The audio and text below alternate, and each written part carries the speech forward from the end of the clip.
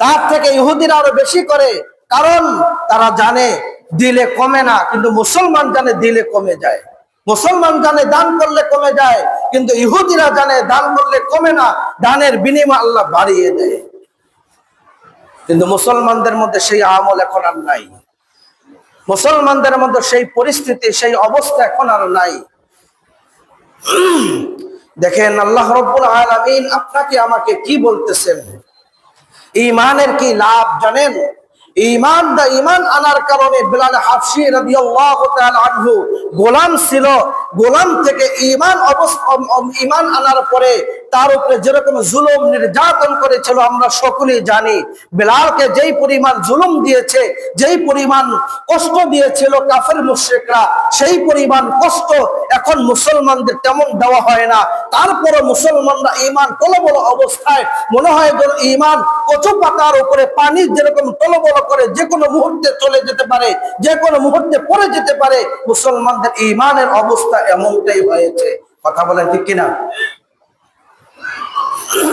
দেখেন ঈমানের দাম কত।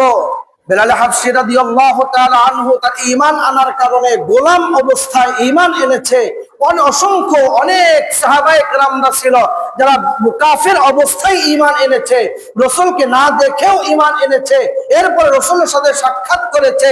আল্লাহ তাআলা ওই মানুষটার জন্য, আল্লাহ তাআলা বলেন ওই মানুষটার উপর আল্লাহ সন্তুষ্ট হয়েছে, ওই মানুষ আল্লাহর উপরে সন্তুষ্ট হয়েছে। তাহলে বলুন, যে মানুষের উপর আল্লাহ তাআলা সন্তুষ্ট হয় ওই মানুষটা কি জাহান্নামে যাবে? ওই মানুষটার স্থান কোথায় হবে? আওয়াজ দিয়া বলেন, কোথায় হবে? জান্নাত। দেখেন এরপরে আমরা আসি, ঈমানের কি পরিমাণ মূল্য, কি দাম। আল্লাহ রাব্বুল আলামিন ঈমান যেই মানুষটাকে দিয়েছেন, এই মানুষটার পিছনে অসংখ্য অগণিত ঈমান হরণের জন্য বহু মানুষ কাজ করতেছে। ঈমান হরণের জন্য মুসলমানের পিছনে কাজ করতেছে। ঈমান হরণের জন্য এক মুসলিম অপর মুসলিমের পিছনে কাজ করতেছে। ইহুদি খ্রিস্টান তো পরের কথা।